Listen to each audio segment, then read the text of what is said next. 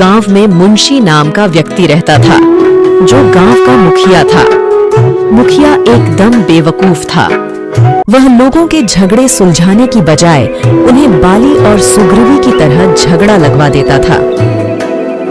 गांव के ठीक पीछे एक स्थान था, जहां पर बैठकर मुखिया लोगों के झगड़े सुलझाया करता था। एक दिन रामू अपने आम के पेड़ को पानी दे रहा था। आम का पेड़ बहुत बड़ा था। उसका आधा हिस्सा रामू के हिस्से में और आधा हिस्सा श्यामू की घर की ओर झुका हुआ था। रामू ने उस आम के पेड़ से कुछ आम तोड़ लिए। यह देखकर रामू को बहुत गुस्सा आया। उसने तुरंत श्यामू से कहा, तुमने फल क्यों तोड़ा? श्यामू ने जवाब दिया, मैंने तो अपनी जगह खड़े होकर फल तोड़ा है। आम का पेड़ मेरा है, तुम इस तरह फल नहीं तोड़ सकते।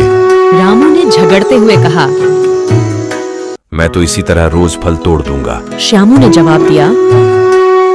यह सुनकर रामू ने कहा, मैं मुखिया के पास जाऊंगा और तुम्हारी हरकतें भी बताऊंगा। श्यामू कहता है, हाँ चले जाओ, मैं कौन सा डरता हूँ, मैंने कोई चोरी थोड़ी ही ना की है।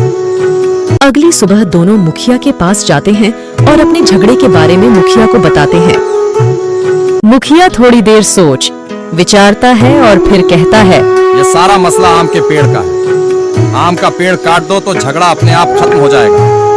ये सुनकर रामू हैरान हो गया, क्योंकि पेड़ उसका ही था। उसने बड़ी मेहनत से उसे पानी देकर बड़ा किया था। लेकिन मुखिया अपनी बात पर अड़ा रहा और आम का पेड़ कटवा दिया। यह सब देखकर रामू की पत्नी बहुत क्रोधित हुई। उसने कहा कि मुखिया ने यह सब हमारे साथ सही नहीं किया, हमें न्याय मिलना चाहिए। कुछ दिनों बाद रामू के घर में एक चूहा आ गया। रामू की पत्नी उस चूहे को भगाते भगाते घर से बाहर आई तो चूहा श्यामू के घर की ओर चला गया।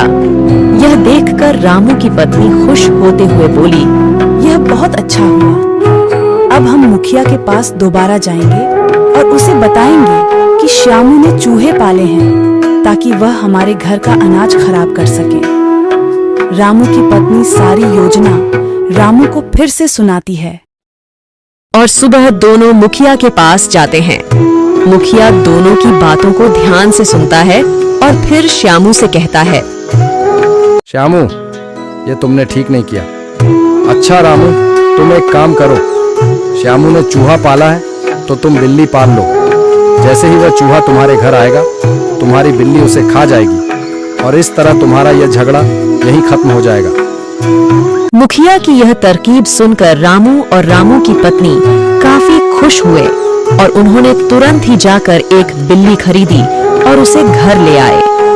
अगली सुबह जैसे ही चूहा आया, बिल्ली ने उसे दबोच लिया और खा गई। अब यह बिल्ली श्यामू के घर जाती और उसके अनाज को तितर बितर कर आती। यह सब देख श्यामू की बहू को काफी गुस्सा आया। वह श्यामू को लेकर मुखिया के पास गई और आज हुई सारी घटना को मुखिया को बताया। मुखिया ने यह सब सुनकर कहा, देखो श्यामू, अगर रामू की बिल्ली तुम्हारे घर आ रही है तो तुम एक काम करो, तुम एक कुत्ता ले आओ। इसके बाद रामू की बिल्ली तुम्हारे घर के आसपास भी नजर नहीं आएगी। श्यामू को मुखिया का यह उपाय काफी अच्छा लगा और वह तुरंत बाजार गया और एक पालतू कुत्ता लेकर आ गया। अगली सुबह बिल्ली जब श्यामू के घर आई तो श्यामू का कुत्ता उस पर भौंकने लगा। कुत्ते ने बिल्ली को दबोच लिया और खा गया। यह सब देख श्यामू खूब हंसा, लेकिन रामू और उसकी बहू इस बात से बहुत दुखी थे। वे दोनों दोबारा मुखिया के पास गए और अपनी बिल्ली की मौत के बारे में बताया। मूर्ख मुखिया ने रामू को उपाय बताते हुए कहा, रामू, अगर श्यामू का कुत्ता तुम्हें परेशान कर रहा है तो तुम एक काम कर सकते हो, तुम एक शेर पाल लो।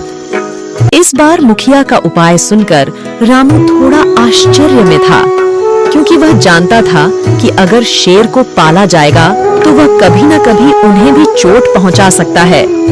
रामू बिना बताए घर वापस आ गया, लेकिन मुखिया एक शेर पकड़कर रामू के घर ले आए और उसे एक पेड़ से बांध दिया।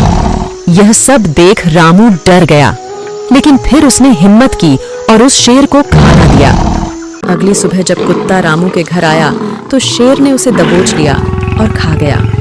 कुछ दिन शांति से बीते, लेकिन अब शेर के भोजन की व्यवस्था करते करते रामू के घर का अनाज भी खत्म होने लगा था। अब वह शेर को बहुत ही कम भोजन देने लगा। भूखा शेर बहुत तेज तेज दहाड़ने लगा। उसने अपनी जंजीर तोड़ी और गांव की तरफ निकल गया। शेर को खुला हुआ देखकर गांव के लोग इधर उधर भागने लगे। चलते चलते शेर मुखिया के पास ही पहुंच गया। शेर को आता हुआ देख मुखिया ने कहा, अच्छा, तो रामू तुम्हें खाना नहीं देता है? तुम भूखे हो इसलिए मेरे पास आए हो? इतना कहते ही शेर ने मूर्ख मुखिया के ऊपर हमला कर दिया और उसे खा गया।